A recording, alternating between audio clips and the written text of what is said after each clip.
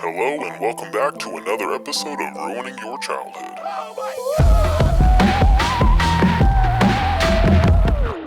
Welcome back to another episode of Ruining Your Childhood, one sculpt at a time. Today we're going to be going to the comments and seeing who you would like me to sculpt. Today we're going to be sculpting Stimpy from Ren and Stimpy. Big shout out to those that gave the suggestion, and if you would like to see someone else, one of your favorite characters, let me know in the comments.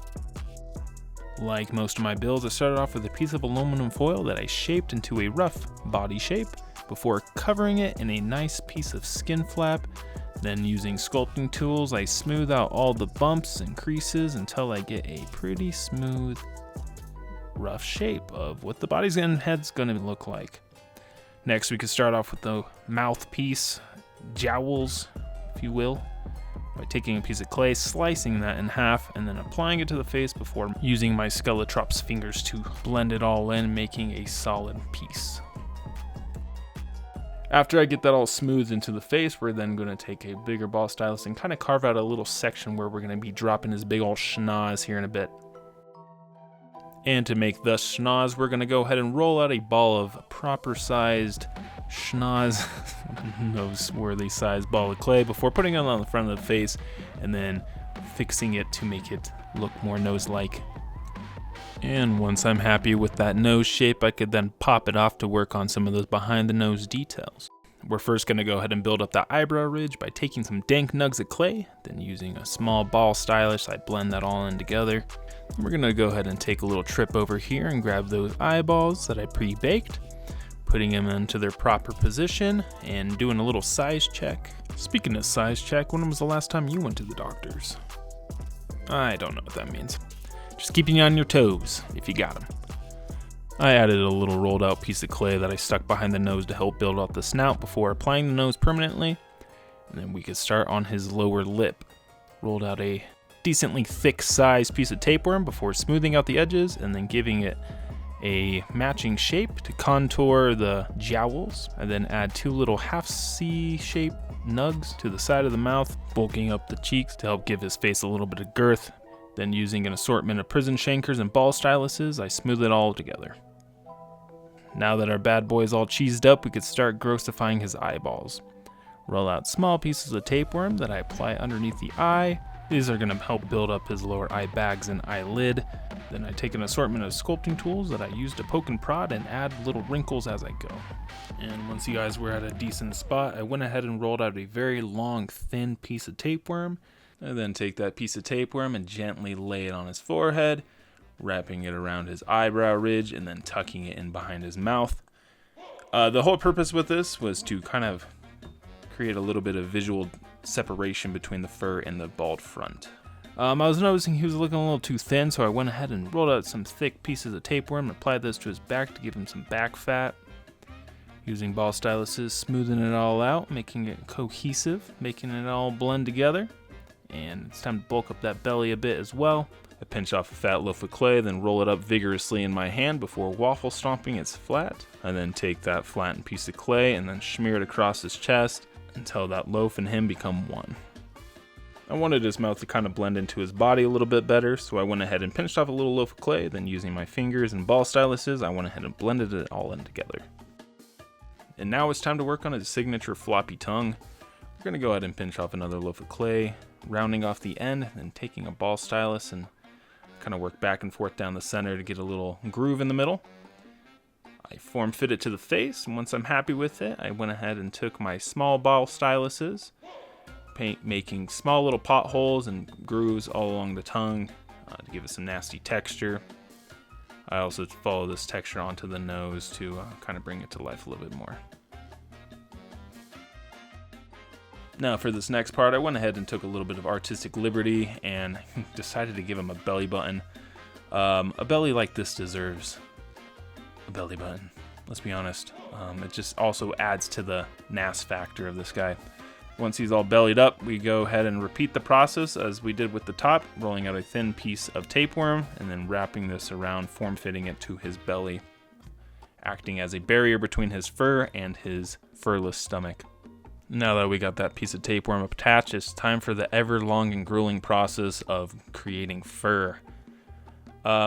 A new technique I just randomly figured out is if I take my X-Acto knife like this and just using the tip going back and forth like that, it creates actually pretty convincing texture, so I think I'm going to use this in the future. Up next, I went ahead and pinched off another loaf of clay, slicing it into these little tiny cone shapes. We're creating his ears, if you haven't figured that out yet. Then I take a ball stylus, giving it that inner ear detail before cramming it onto the top of his head. I then repeat the same process for the other side. I then took my small ball stylus and went ahead and smoothed all that clay into the rest of the head. Then I carried up that same texture. And with that, we could go ahead and take it to the oven for its first bake. And with Stimpy backed and baked as ever, we could start working on his appendages, starting with his legs. Went ahead and pre-drilled some holes, taking some armature wire, I'll go ahead and insert those into those holes. Once I get those inserted, we could go ahead and start building up those legs. Start with a little bit of liquid clay, which I then brush along. Then I take a thin piece of skin flap, wrapping that around the wire, and then slicing off the excess. I then do the same thing to the other side. Then take my sculpting tool and carve in some details to match the rest of the body. He's got real stumpy legs, this guy. Stimpy with the stumpy. And with his micro thighs done, we could start on his feet. Start by rolling out an oval shape piece of clay, and I just slide it up the pole. I was happy with how those look, so I go ahead and pull those off, and then I could start the texturing process using the same technique that I used for the rest of the fur. I did go ahead and just do the other foot off camera to save some time, but now we can start on the arms. I started by drilling a hole in the body, then using a piece of wire to get the right proper length.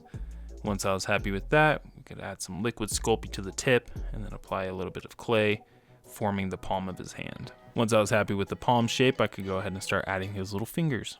These are just made up of little pieces of tapeworm that I sliced to finger length. I use my tiny ball stylus to kind of blend it all together, making a seamless piece. He is wearing gloves, so we went ahead and rolled out another piece of tapeworm that I wrapped around the wrist, and then I cut it to the proper length and blended it in together. In the final touches, I just take my ball stylus and add in some palm details. And with his arm finished, we could then insert it into his body and also insert the other one that I made off camera into his body as well. Lastly, all we got to do is build up his shoulders. We take some pieces of clay that we put on top of the arms. These are also going to help hold the arms into place. I then take my ball stylus and smear that in together, and then carry on some of that texture using my X-Acto knife.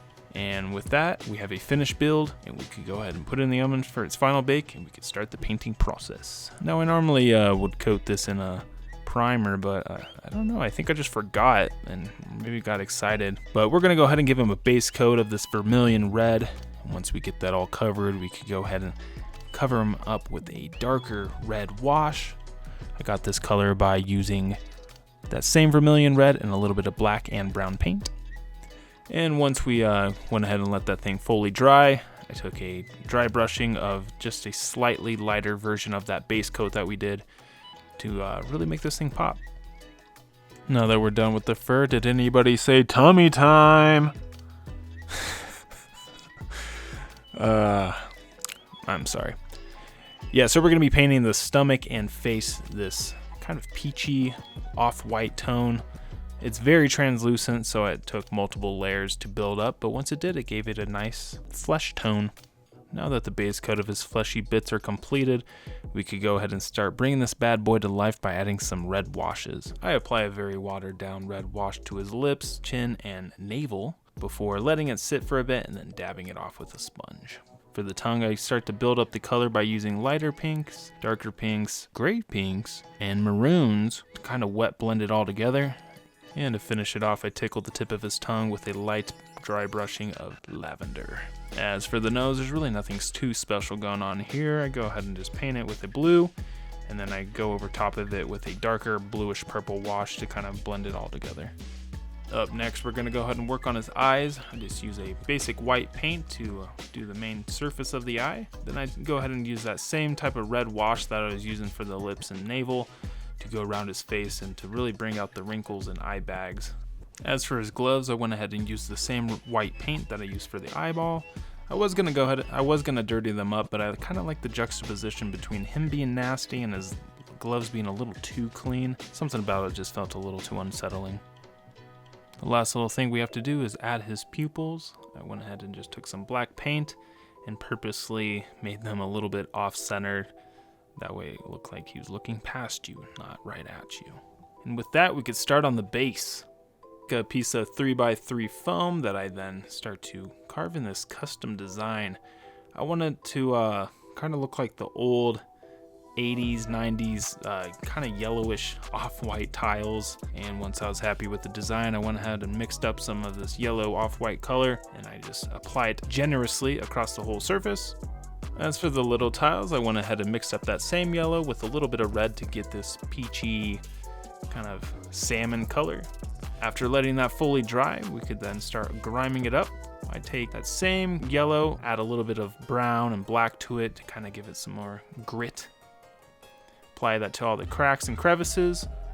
Once it's completely dry, I go ahead and take some of this high gloss Mod Podge that I'm going to apply over the top. I want these tiles to look like tiles, so we're going to make them extra glossy and shiny. And now that it is completely covered, we can set this down and let it completely dry. And with some last second surprise detailing and a little bit of assembly, we're on to those glamour shots.